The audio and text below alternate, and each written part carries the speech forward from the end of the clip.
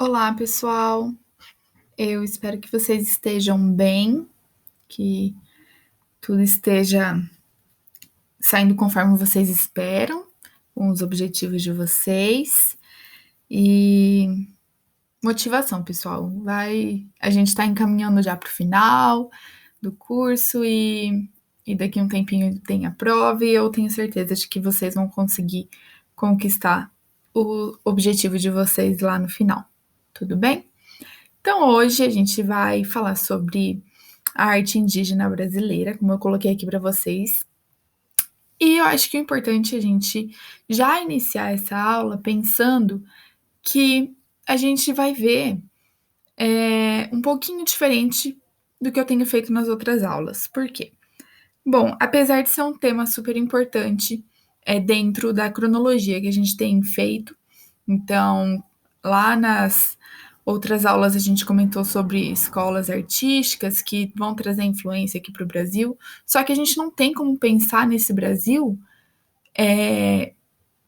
já nesse período todo com essas influências, sem pensar que antes disso tudo já existia uma população aqui no território e que essa população é realmente a detentora de todo esse espaço e de toda a. Acho que a gente pode pensar no início de cultura brasileira, porque se nós nos entendemos como esse grande país e essa grande diversidade, com certeza isso vem muito do que a população indígena nos trouxe e continua nos trazendo até hoje. E aí também é óbvio que a gente não pode deixar de associar esse assunto com todos os acontecimentos que têm existido no país. Agora, com as queimadas, tanto da floresta amazônica quanto do Pantanal. Não só isso também, mas toda a questão da agropecuária, que devasta não só a natureza, né, que é a consequência e essas queimadas que a gente tem visto, mas invade territórios indígenas e não mede esforços para que todo esse mercado continue funcionando. E aí é mais triste ainda a gente pensar porque nós temos um governo que apoia situações desse tipo. Então a gente vai elaborar todos esses pensamentos aqui, vamos conversando e aí também a gente já deixa claro que existe um movimento muito grande hoje, porque existem conceitos e nomes que são usados no linguajar mesmo do cotidiano e que são repensados. Isso a gente tem não só aqui na questão indígena, mas também tem na questão racial, na questão das populações LGBTQ,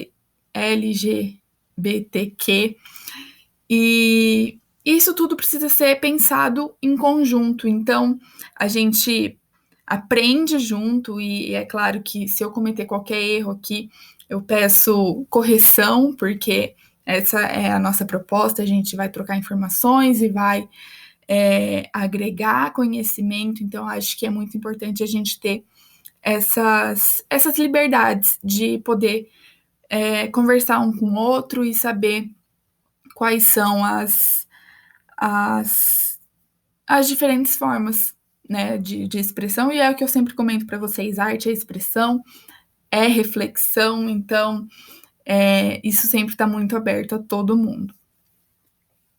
Então, eu trouxe inicialmente essa fala do Carlos Brandão, é até uma fala que me marcou muito, porque dentro do Paideia nós temos as formações de educadoras e educadores, e em um dos textos do Carlos Brandão, eu me deparei com isso e foi realmente assim esclarecedor em vários aspectos, e eu decidi trazer aqui para vocês, para terem já essa noção de como é feita toda a construção nas sociedades indígenas, e para a gente entender que o olhar deles sempre vai ser diferente do nosso olhar.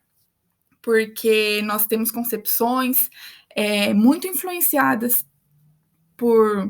pelo mundo ocidental, pelo capitalismo, e essas questões, elas nem sempre são entendidas da mesma forma, né? Então, é preciso entender essa diferença de cultura, por mais que os nativos já estejam inseridos dentro da nossa sociedade, e aí é outro ponto, porque eles também convivem com toda essa estrutura, então a gente precisa tirar aquela imagem de indígena romantizado, desse ideal de indígena que é ingênuo, né?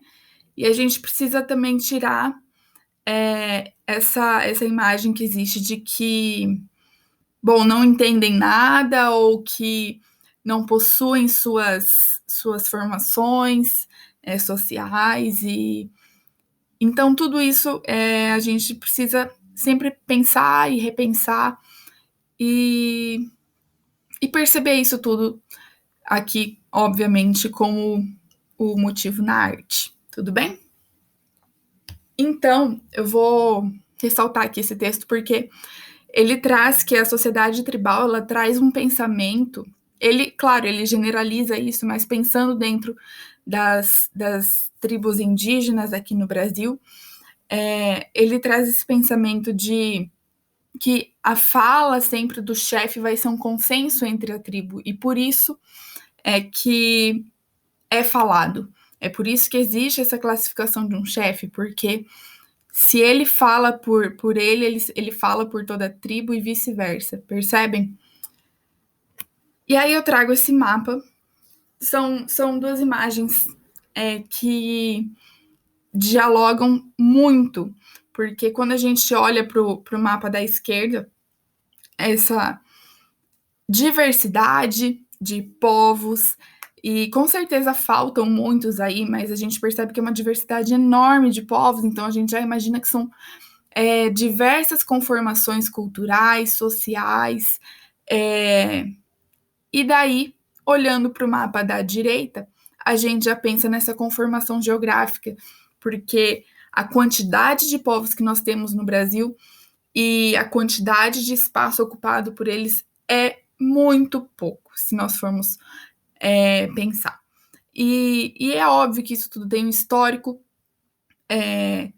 lá a partir do, entre aspas, descobrimento do Brasil, né? Porque é uma invasão.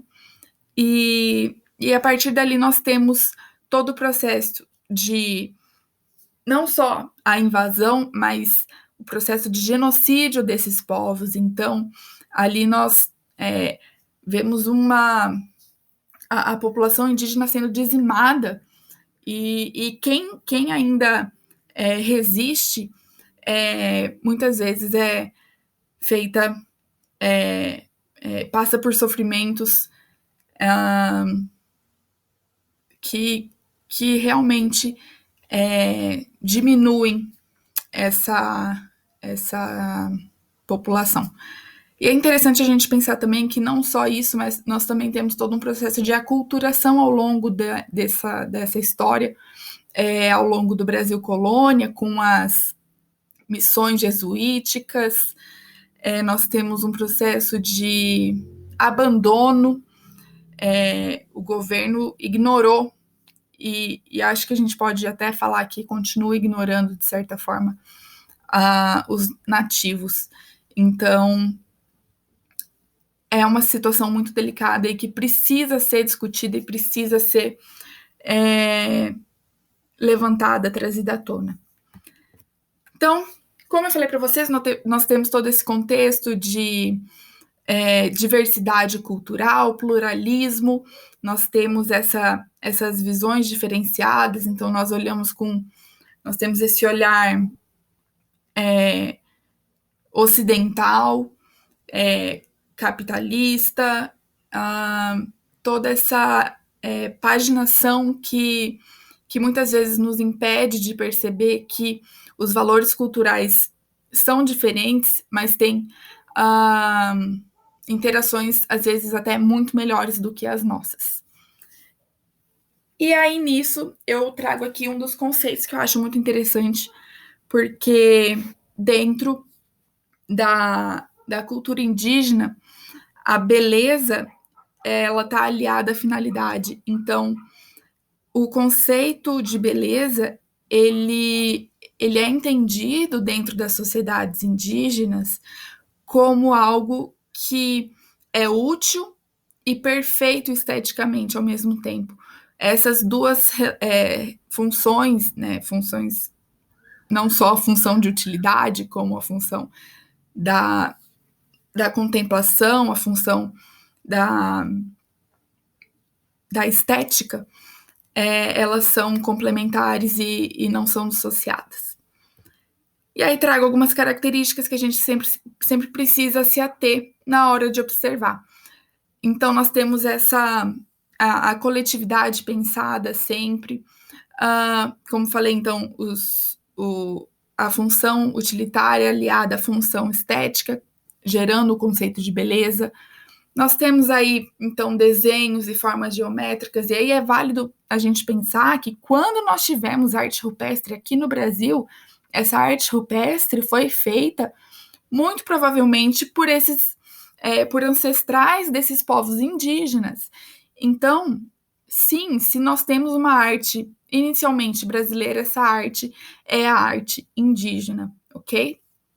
E aí eu trago aqui a dança e a música, porque são conceitos que sempre estarão atrelados a rituais e a momentos importantes, então combate, festividades, e que da mesma forma que para a gente esses fatores, né, essas formas de arte acompanham a nossa vida, para eles também vai acompanhar. Então, nem tem muito como a gente ficar classificando, porque é equivalente ao nosso, percebem? Se nós não vemos razão para ficar classificando música e dar uma aula repleta, eu seria injusta aqui de colocar uma música ou uma dança específica de uma população indígena, porque eu não abordaria tudo. E aí, é claro, como eu comento dessa diversidade, eu trago aqui imagens genéricas para a gente entender tudo isso, porque cada aldeia vai ter a sua característica, o seu modo de funcionar. E aí é muito válido pensar que dentro dessas características, a gente vivendo, então, no século XXI, com todas as tecnologias de informação que nós temos e um espaço cada vez mais urbano, os indígenas, eles estarão presentes também nesses espaços, porque eles ocupam esses espaços precisam ser ocupados por eles. E é aí que a gente pensa, então, na entrada de indígenas nas universidades através das cotas, aí que a gente pensa na afirmação dos territórios, a gente pensa como que é a palavra? No espaço político. Então, isso tudo precisa ser cada vez mais reforçado, porque a representação é muito pouca ainda nesses espaços, ok? Trago aqui a questão da sustentabilidade também, porque a gente precisa entender que, como falei para vocês, nós temos uma visão capitalista e por mais que eles estejam inseridos nesse modo também, porque vivemos dentro de um território nacional, a visão deles com a natureza é muito diferente da nossa. Não é à toa que eles são grandes defensores da economia sustentável a partir de coleta e não devastação do meio ambiente. E eu imagino que isso seja uma tendência cada vez maior para nós também, porque isso afeta diretamente nossa qualidade de vida e a forma como nós pensamos o mundo futuro, pelo menos, né? Então, e é claro, né, a gente sabe que existe esse conceito de sustentabilidade justamente porque não existe esse abuso da extração dos recursos vegetais, animais, que estão no entorno dessas aldeias. É sempre uma vivência muito harmônica. Então, eu começo aqui com essa imagem, uma fotografia do Edgar, um indígena, e que faz fotografias etnográficas. E ele traz esse retrato de um ritual onde tem dança, onde tem música e onde tem várias formas artísticas compreendidas para gente. E quando ele traz esse comentário, ele deixa muito claro que esse ritual é exclusivo deles e que para entender esse ritual você só conseguiria entender se você fosse parte deles. Então, trouxe justamente esse comentário para a gente já perceber que essa fala ela não vem de mim ou de um livro, mas sim de pessoas que vivenciam isso e que têm propriedade para falar e obviamente, se sentem representadas nisso, porque é a afirmação deles, ok? Então, aqui iniciando alguns termos mais característicos que a gente pode encontrar, nós temos os trançados, a arte de fazer as tranças e fibras, o uso das fibras naturais. Então, nós temos o uso de plantas aqui para ter a função utilitária de cestos, de armadilhas, dos adornos. Então, a gente vai utilizar isso na rede, por exemplo, que é até uma contribuição dos povos indígenas para a gente, porque, convenhamos, uma rede é a coisa mais gostosa do mundo, né? Então, isso tudo, essa cultura brasileira que existe hoje, essa miscigenação, ela tem uma raiz muito forte dentro da cultura indígena e ela precisa ser valorizada.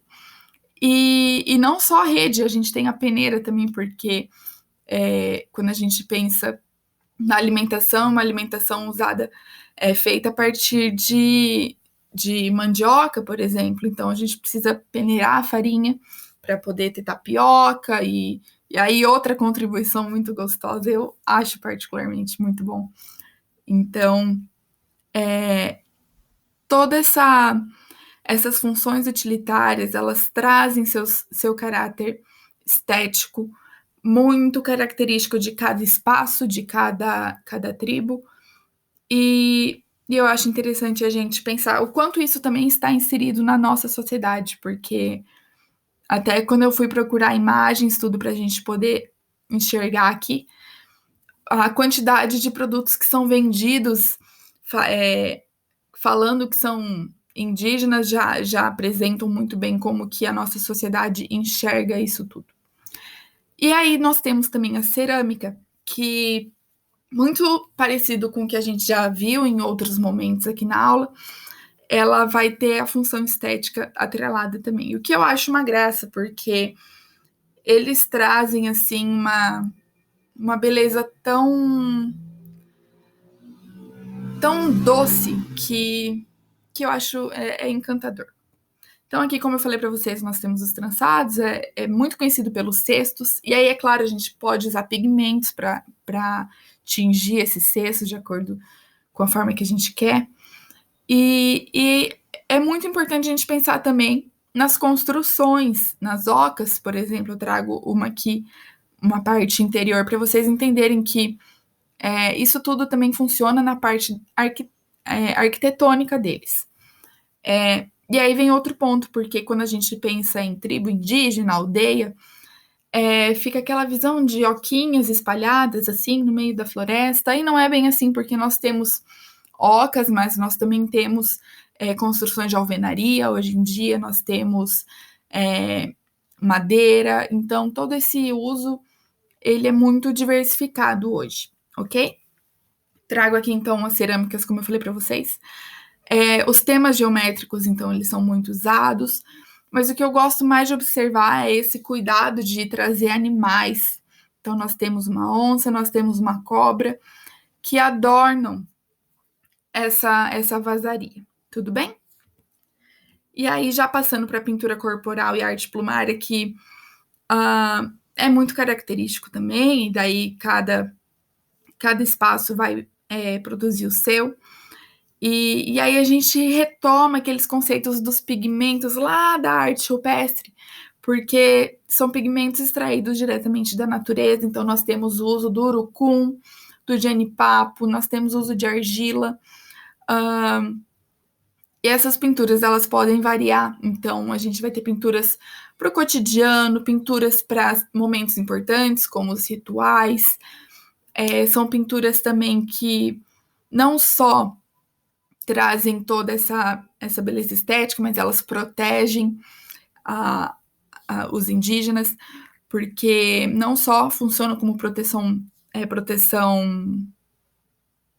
solar, proteção como um inseticida, e nisso também a gente percebe que esses elementos, eles acabam auxiliando na hora de nutrir a pele, hidratar a pele. Não é à toa que existe muita pesquisa e até mesmo a biopirataria por conta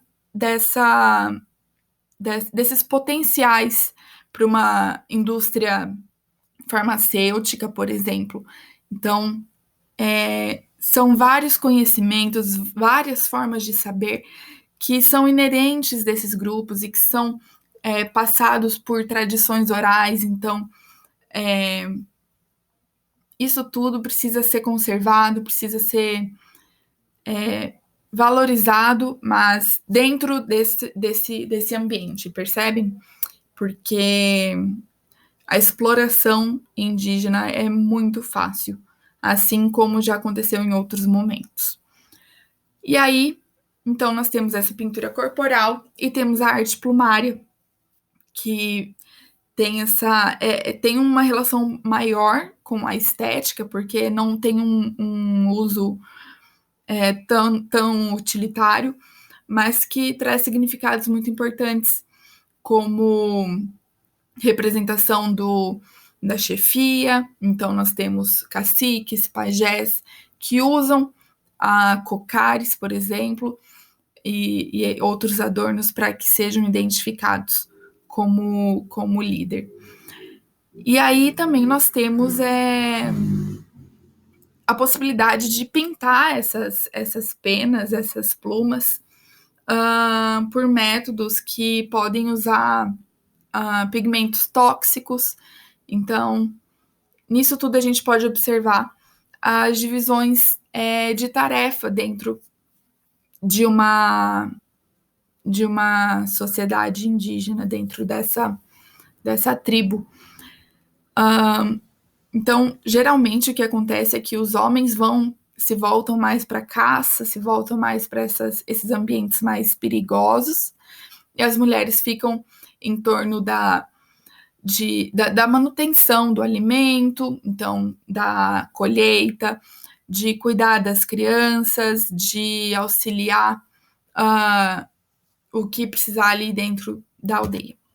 É óbvio, como falei para vocês, isso tudo é numa visão geral. Cada tribo vai se identificar e vai ter a sua forma de organização.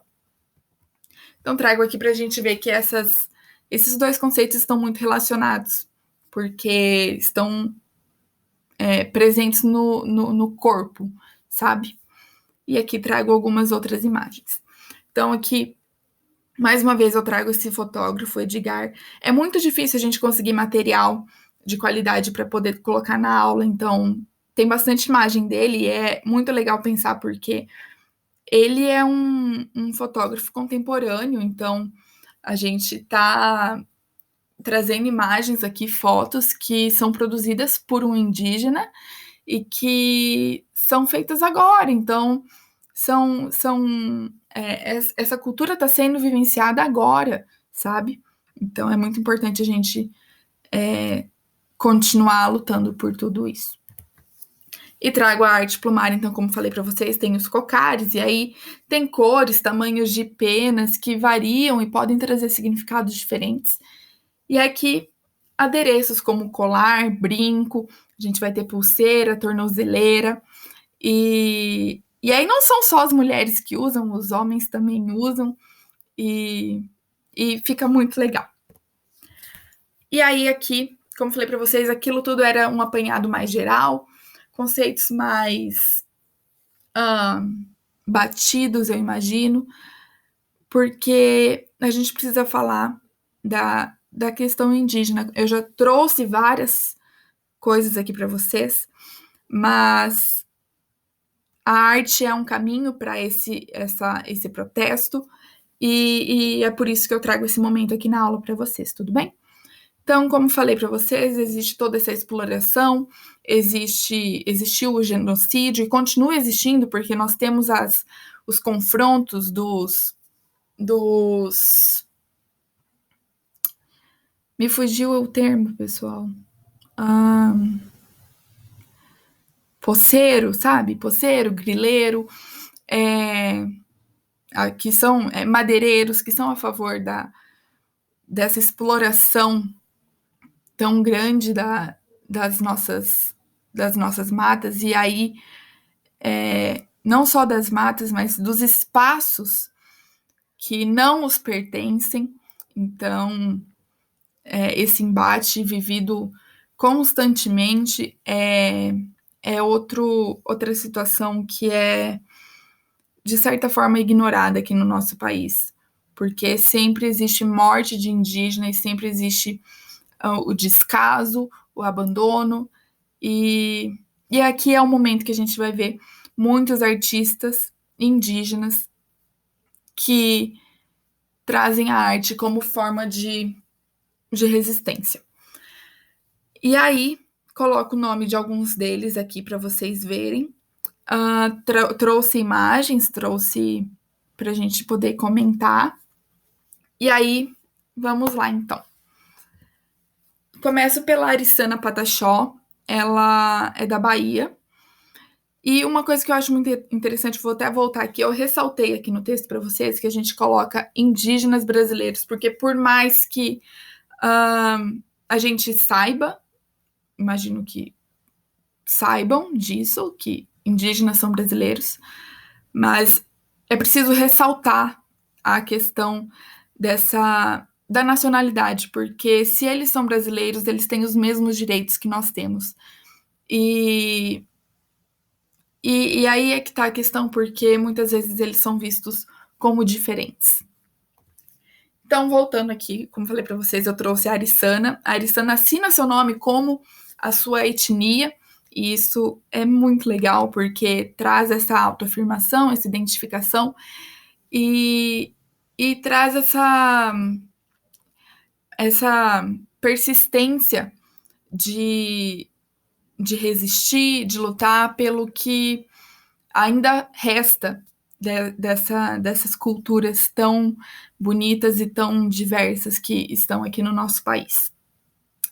Então, trago aqui esse quadro, que eu achei muito bonito, é o que mais me chamou a atenção e me traz uma alegria muito grande. Eu achei interessante a gente compartilhar, porque a arte, ela traz sentimentos, e quando eu vejo esse quadro, ela me traz sentimentos de felicidade, de alegria, de companheirismo, e até eu gostaria de saber o que vocês sentem, porque percebam, essa arte, ela não está nem um pouco distante da arte que a gente vê hoje em grafiteiros, em artistas consagrados até. Então, vejam a capacidade e percebam o talento dessas pessoas. E aí trago também essa escultura da Arissana, que ela é muito provocativa, e por mais que ela não converse diretamente conosco, igual fazer a pergunta, né, o que é ser índio para você? a gente já percebe que existe um incômodo muito grande, porque quando eu me deparo com uma obra assim, eu sinto uma culpa por todo o histórico que tem e por toda a situação que a gente permite que aconteça hoje, desses abusos governamentais, por exemplo. Então, gostei muito dessa escultura dela. E a gente já percebe que a relação do indígena ela está diretamente ligada à constante defesa do seu espaço, dos seus, né? Então, da sua família ali. E enfim. Trago aqui, como eu falei para vocês, a gente tem o Edgar, que também é um indígena e fotografa muito bem. Ele tem fotos incríveis. E eu trago justamente para a gente perceber não só a fotografia dele, mas para a gente ver que existe essa integração entre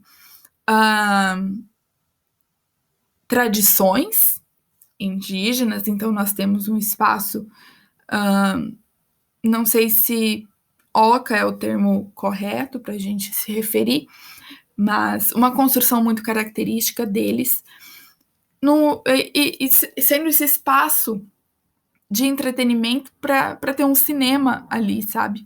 Então, eles consomem, e não é consumir a palavra que eu quero, mas eles conciliam toda essa o entretenimento que nós temos, então aqui por meio do cinema, por exemplo, com as suas tradições. E isso precisa sempre ser lembrado para a gente tirar aquela imagem idealizada de índio ingênuo, ok?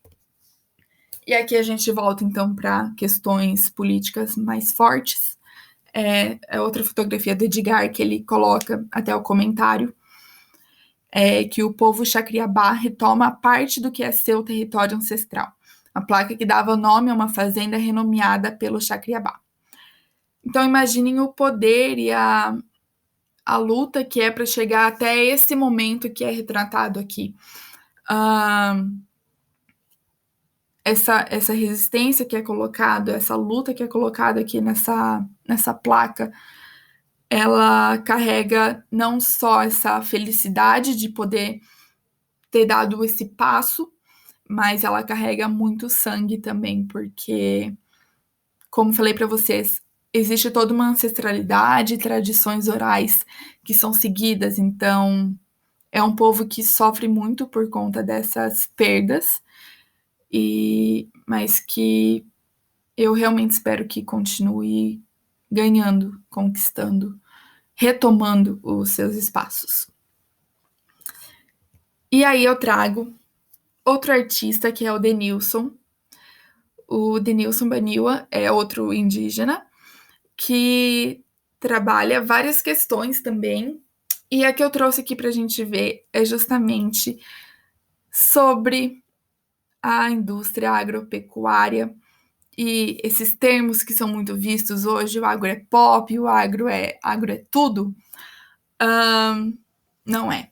Não é e nunca foi, porque não só mata pelos agrotóxicos, não só mata por doenças que nos trazem como doenças respiratórias, por conta dessa. Me fugiu a palavra de novo, mas o ambiente seco, por falta dos espaços de mata nativa, mas mata, sim, os povos indígenas. E aí ele traz essas pinturas que foram expostas em museu e a gente vê que, por mais que exista todo esse reconhecimento nos espaços artísticos, por exemplo, a gente sabe que isso não atinge necessariamente aqueles que detêm o poder para controlar questões como essa, do uso indevido dos agrotóxicos, do uso indevido dos espaços e mais uma vez, do abandono. E aqui, pra gente finalizar, e aí já fazendo uma relação com toda a situação que a gente está vivendo nesse momento das queimadas aqui no Brasil, o Denilson, ele faz essa série de Natureza Morta. Observem que ele faz ao longo dos anos, porque é sempre uma constante, infelizmente, nos noticiários do país. A gente sempre se depara com notícias assim e não tem. A gente não tem muito o que fazer se tem um governo que não toma as medidas cabíveis, que vê tudo isso como culpa dos indígenas, como essa semana mesmo saiu aí na declaração do presidente. E não só isso, né? Porque o governo ele diminui toda a luta e esconde, né? Esconde, infelizmente esconde. Achei muito impactante essa série, porque não são só os animais, não são só os povos indígenas, somos nós nisso tudo, né? Porque nós sofremos consequências e quando a gente pensa em nós, somos nós, brasileiros brancos, brasileiros indígenas, brasileiros pretos, que estão passando por toda essa situação e que, infelizmente, deixa a gente nauseado. Talvez seja a palavra que eu consiga transmitir a minha sensação ao ver todos esses acontecimentos. Eu espero que tenha sido uma aula reflexiva para vocês e que esses assuntos eles possam estar presentes na vida de vocês, como um geral, porque essa causa é nossa também, é uma causa de todos. E não só essa, como várias outras causas que a gente pode sempre trazer aqui nas aulas. Elas precisam ser alimentadas com positividade, com mais gente, com essa força, sabe? Acho que era isso, pessoal. Eu fico por aqui, me despeço de vocês. Até a próxima, espero que vocês tenham gostado. Até mais.